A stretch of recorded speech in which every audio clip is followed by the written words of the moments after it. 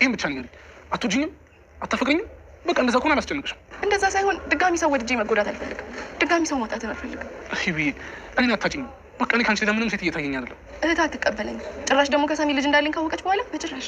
እና ታዲያ እኔ እንደዚህ ስጎዳ ስሰበር ዝም ብሎ ማየት የሚያስችል ጨካ የለባለሽ ማለት ነው? አዝናለሁ። ይህ ነገር ባይፈጠር ደስ ይለኝ ነበር። እንደዚህ አታድርጊ ሂዊ። እኔ አንቺን በጣም ነው የምወድሽ። ደግሞ ፍቅሬ እንዳትቀበኝ የሚያደርግሽ ነገር የሳሩን ጉዳይ ከሆነ የእሷን ነገር እኔ እወጣዋለሁ። ቃል እገባልሻለሁ። ሁሉንም ነገር አስተካክለዋለሁ። እሷ ብቻ አይደለችም ዳዊት፣ ሌላም ብዙ ችግር አለ። ተረዳኝ በቃ። አንተ ጥሩ ሰው ስለሆንክ ከኔ የተሻለ ሰው ማግኘት አያቅተም። እሱን እኮ አንቺ አትወስኝልኝም። እኔ አንቺን ነው የምወድሽ ሂዊ። ዳዊት አታስጨንቀኝ። እኔ ለፍቅር የታደልኩኝ ሰው አይደለሁ። በቃ ተወኝ፣ አታስጨንቀኝ እኮ ንገሪኛ። እሺ በቃ ንገሪኝ። አልችልም። እኔ አንቺን አጥቼ መኖር አልችልም። እባክሽ እንድታስቢበት ጊዜ ከሆነ የምትፈልጊው ትንሽ ጊዜ እሰጥሻለሁ። እባክሽ ፍቅሬን ተቀበይኝ። እባክሽ ቅንጣት ታክል እንኳን ለእኔ ስሜት ካለሽ እሺ በይኝ። እባክሽ እባክሽ በይኝ።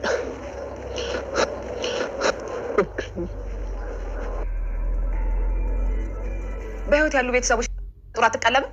ሳሩ ስርዓት ያዥ። ሁለተኛ እንደዚህ እንድትናገረኝ አልፈልግም። ስራውን ደግሞ እንዳልሰራ ከለከልሽኝ አንቺ ነሽ። ስለዚህ ማይሆን ነገር እያወራሽ እኔን ለማሳቀቅ አትሞክሪ። እንደ ወንዶቹ ደህና ስራ ፈልጎ ወጥቶ መስራት ያንተ ድርሻ ነው። እጭ አሁንስ በጣም ይሰለችሽኝ። እኔም አላልኩም። እሺ ከናው ሽማ ተሸክም የምኖረው። ቆይ ግን ሁሌ ባወራው ቁጥር ስለዚህ ጉዳይ ያነሳሽ እኔን ለማሳቀቅ ነው ሀሳብሽ? አይ አንተማ የምትሳቀቅ ሰው አይደለም፣ ስታስመስል ነው። ለማንኛውም ክፉ ነገር ምሳሌው ነገር አቆሚ። አይ የምትይ ከሆነ ግን እያንዳንዱን ነገርሽን ተናግሬ ለቤተሰቦችሽ እንዲያስቆሙሽ ነው የማደርገው። ከዚህ የተሻለ እንደማታስብ አውቃለሁ፣ ግን እኮ ቃል ገብተህ ነበር። አንዳንዴ እኮ ሰዎችን የሚጎዳ ነገር ከሆነ ቃል እዚህ ቤት ስትገቢ ራሱ ስለዚህ አውቀህ ነበር ስታፋጥጠኝ የነበረው? በእርግጥ አዎ፣ አንዳንድ ማላውቃቸው ነገሮች ነበሩ። ገባኝ። እና ታሳልፈኛለህ ወይስ አሁንም የተጃጃልክ ትቆያለህ? እኔም ለአንቺ ያለኝ ፍቅር ያስገርመኛል። ድንገት እኮ ነው የሚቀይረኝ።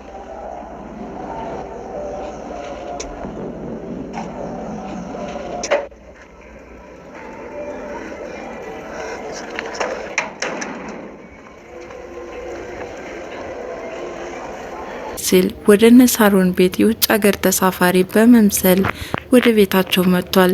ሩትም የታገተ የእህቷን ልጅ ለማስለቀቅ ስትል ወደዛ ቤት በመግባት ብዙ መስዋዕትነትን ከፍላለች።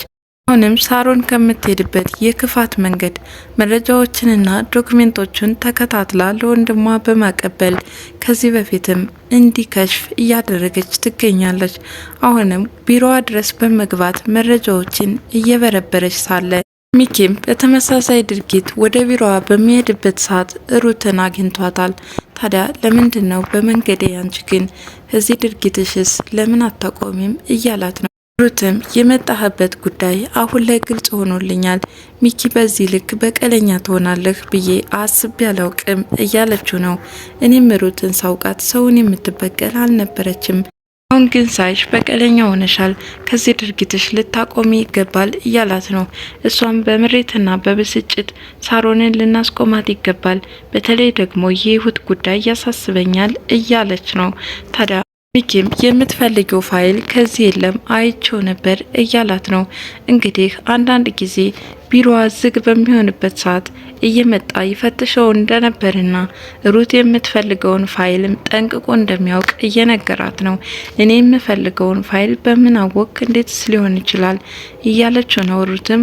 ሚኪም አስፈላጊ የሆነውን ዋና ፋይል ካልባሌ ቦታ እንደምታስቀምጠውም ጠርጥሯል። ታዲያ ይህንን ያገኘው ለታ ሳሮን ያልቅላታል እያለ ነበር። ሩትም ስታገላብጥ ከቆየች በኋላ የምትፈልገውን ፋይል ስላጣች በቃ እንውጣ ተባብለው እነሱም ይወጣሉ። ዳዊትም በራቸው ላይ ተንጠልጥሎ እያገኘው ነፍሰ ገዳይ የሚለው ወረቀት ማንና እንዴት ሊጻፍ ቻለ የሚለው ነገር በጣም እያሳስበው ነበረ። ታዲያ ሳሚ ይመጣና ለምንድነው በዚህ ወረቀት የምትጨናነቀው? የነፍሰ ገዳዩ ስም እስካልተጻፈ ድረስ ምን አሳስበህ እያለው ነው። እንዴት በራችን ድረስ ሊያንጠለጥሉት ቻሉ? ብቻ ቤታችን ውስጥ በዚህ ድርጊት የተሳተፈ አንድ አካል አለ እያለ ነው ዳዊት። ሳሚ እሱን እኔ የምጠራጠራለሁ፣ እኔ ግን በእጄ ነፍስ እንዳልጠፋብኝ 100% አረጋግጣለሁ አለ። ብቻ የህይወት መታገት፣ የልጇ መጥፋት እንዲሁም ደግሞ የሳሮን ውሸት ብዙ ነገር እንድጠራጠር እያደረገኝ ነው። ለመሆኑ ግን ሩት የት ናት? ሳሚም ሩትን ትጠረጥራታለህ ማለት ነው እያለው ነበረ። ብቻ ከሁሉ ነገር ጥልቅ ስለምትል አሁን ላይ እሷ እያሰጋችኝ ትገኛለች። በትክክልም ጀግናኔ ብላ ነው ራሷን የምትቆጥረው። አዎ ጀግናማ የጀግና ዘር ናት አለ ዳዊትም እናትና አባቱን እያሰበ እህታቸው ያልሆነችውን ሩት። ሳሚ ግን የሚጠረጥረው ሳሮንን ነው። ሳሮን በጣም ለየት እያለች መታለች አለው። እሷ እንደዚህ ለመሆን እኮ አንተነ ምክንያቱ በእርግጥ አውቃለሁ ጥፋተኛ ነኝ፣ ነገር ግን እኔ በእጄ ነፍስ እንዳልጠፋ አረጋግጥልሃለሁ፣ ንጹህ ነኝ አለው። ከዚህ ውጭ ግን ሳሮንና ህይወትን ስለበደልኳቸው ለሚመጣብኝ ቅጣት በጸጋ ለመቀበል ዝግጁ ነኝ አለ። በዚህ ምክንያት ከሳሮንና ከህይወት ጎን ለመሆን እየሞከርኩ ነው አለ።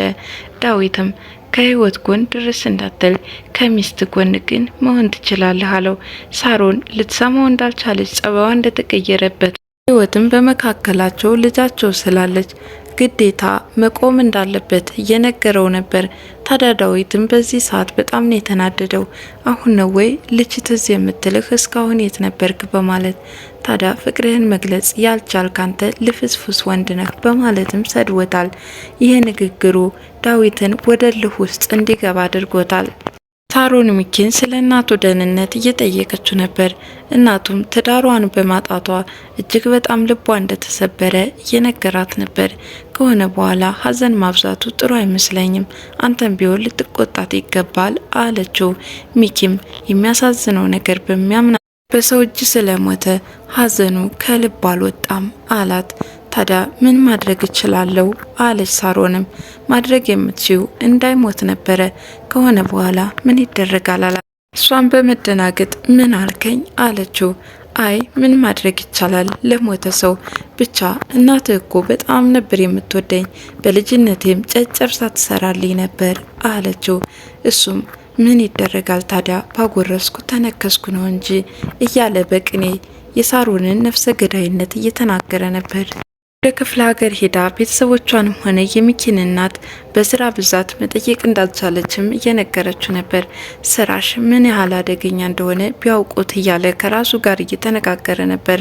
ምን አልከኝ አለችው። የኤንጂኦ ስራ ምን ያህል አድካሚ መሆኑን እነሱ አልተረዱትም አላት። በዚህ ምክንያትም ብዙ ሰው እየተንጫጫብሽ ነው። ለማንኛውም ግን አንዱ የከፋ ጉዳት ሳያደርስብሽ ጥንቃቄ ልታደርግ ይገባል አላት። እሱስ ትክክል ነህ፣ እነሱ ሰርቃለውን ያላሰርቅም ስል ይኸው ትናንትና ጉዳት ደረሰብኝ።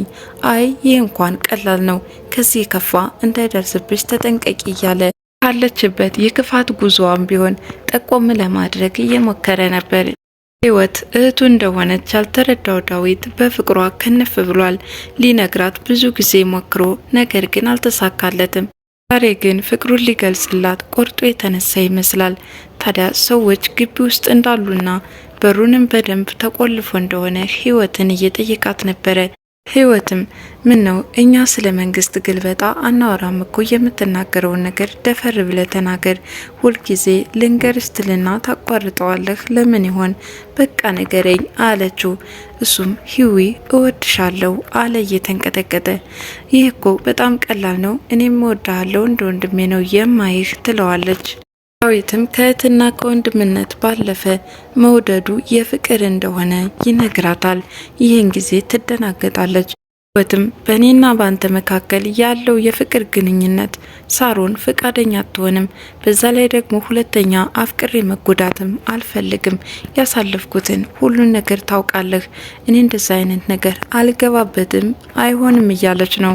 ዳዊትም በጭራሽ እንደዛ አታስቢ፣ እኔ ያስደስትሻለሁ። በእርግጥ የደረሰብሽ ነገር እንደዛ እንድታስቢ ቢያደርግሽም እኔ ግን እመኝኝ አስደስትሻለሁ። የሳሮን ጉዳይ ደግሞ ለእኔ ተይልኝ እወጣዋለሁ እያላት ነው። በመጨረሻም በጣም እየተጨናነቀችና ፍቅሩን እንዴት አድርጋ ማስተናገድ እንደምትችል በሀሳብ የተዋጠችም ትመስላለች። ዳዊት ግን የህይወቱ ብቸኛ ሴት እሷ እንደሆነችና እሷን አጥቶ መኖር እንደማይችል እየገለጸላት ነበር። ሆንም እንደተለመደው ለስራ ባልደረቦቿ በመደወል ሰውየው ከሞተ ከረጅም ዓመት በኋላ ማን እንደዛ አይነት ነገር ሊያደርግ ይችላል? በፍጥነት አጣርታችሁ ንገሩኝ እያለች ስልክ እያወራች ነው። ታዲያ ንግግሯን ሳሚ ሁሉንም ነገር ሰምቷታል። ስለምን እያወራሽ ነው? ነፍስ ገድለሻል ወይ? አሁን ያልሽውን ሁሉ ሰምቼሻለሁ ይላታል። ምን አገባህ አንተ? እንደ ነፍሰ ጡር ቁጭ ብለህ አትቀለብም ወይ? ደግሞስ አበዛሁ ወይ? እንደ ወንዶቹ ወጣ ብለህ አትሰራ። ብቻ እስከ ውሽማህ ስለተሸከምኩህ ደግሞ አፋሌ ብለህ ልትናገር ነው እያለች አሁንም የተለመደ ስድቧን ቀጥላበታለች። ለማንኛውም ከድርጊትሽ የማትቆጠቢ ከሆነ ለቤተሰቦችሽ ተናግሬ የምታቆሚ ይሆናል አላት። እንዳትናገር ቃል ገብተሃል። ሰዎችን የሚጎዳ ከሆነ ቃል ሊፈርስ ግድ ይለዋል። ለማንኛውም በጣም ተቸገርክ በማለት እያሾፈች ነበረ። እኔ ግን የምትጸጸችበትን እድል ነው የሰጠሁሽ፣ አስቢበት በማለት ትቷት ይወጣል። የሩት ፍቅር እንደ አዲስ ሀገር ሽቶባታል። እዛ ቤት ሲያገኛት አሁን ፍቅራችን አድሰን በፍቅር እንቀጥል እያላት ነው። ሩትም የገባችበትን ዓላማ እንዳይሰናከልባት ከሱ ጋራ ምንም አይነት ግንኙነት እንዳላቸው እዛ ቤት ውስጥ መታወቅ እንደሌለበት ደጋግማ ብታስጠነቅቀውም ሚኪ ግን መስሚያ ጥጥ ነው ያለ ይመስላል። ከልጅነቱ ጀምሮ ይወዳት እንደነበርና ሮዛ አበባ በር ላይ እያስቀመጠ እንደሚመለስም እየነገራት ነበር። ያ ብቻ አይደለም፣ እዚህ ቤትም ስትገባ ሁሉንም ተከታትሎ ነገሮችን በደንብ ጠንቅቆ እንደሚያውቅ እየነገራት ነበር። ሩት አሁንም እንዲሁ እየተጃጃልክ ነው የምትቆየው፣ እባክህ ልሄድበት መውጣት እፈልጋለሁ እያለችው ቢሆንም እሱ ግን በሩን ዘግቶ የፍቅር ገለጻውን ቀጥሎበታል። በጣም ነው የምወድሽ የማፈቅርሽ፣ አሁንማ በቃ እያገረሸብኝ ነው፣ ምንም እንኳን አንቺ እርሳኝ ብትይኝም እኔ ከውስጤ ማውጣት አልችልም እያለ እየተጠጋትም ሳታስበው ሳማት።